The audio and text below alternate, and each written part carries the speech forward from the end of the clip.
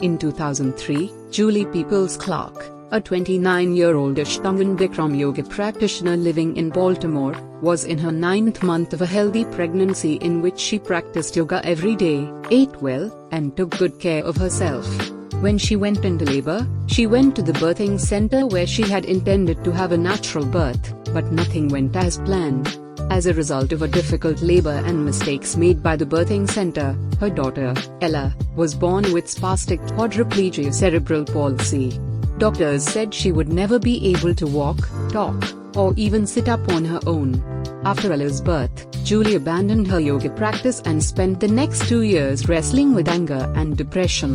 But through reconnecting with and deepening her yoga practice, Julie learned to let go of what might have been and to see the beauty of what was actually before her.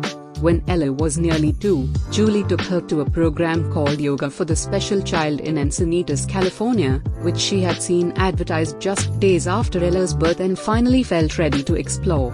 Founder Sonia Sumar offered some yoga practices for Ella, and introduced Julie to Patanjali's Yoga Sutra. At Sumar's encouragement, Julie began to spend 15 minutes a day on her mat, combining a gentle asana practice with reading the Yoga Sutra and meditating. These small blocks of time shifted Julie's experience of her circumstances profoundly.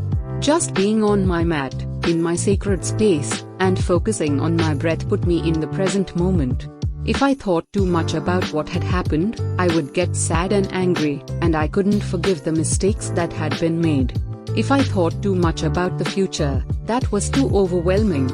But if I stayed right in the present moment, I could handle things with grace and with ease. The more Julie took this time for herself, the more present she became in all aspects of her life, including in her interactions with her daughter. She started to see Ella as a gift and a treasure. I feel like I missed 2 years of my daughter's life when she was a baby, Julie says. I was so goal-oriented, and I wanted her to be well. But sitting down on the yoga mat with her made me realize how rich my experience was. I have a beautiful daughter who is achieving amazing things every day. Ella is now 7 years old, and Julie has become an advocate for children with disabilities as well as a yoga teacher for disabled children and adults. When she reminds her students to stay present with what is, she is speaking from a place of experience. One of the hardest things about Ella's birth injury and disability was, and at times still is, thinking about what could have been my life with a healthy child. Birthday parties, dance lessons, mommy and me yoga classes, Julie says. She credits studying the Yoga Sutra with helping her to release attachment to what might have been, and for helping her gain acceptance and gratitude for what is. The sutras helped me gain the insight that my ego is creating my suffering by wanting what I do not have, she says. My life is so incredibly rich and purposeful. I have a reason to get out of bed each day.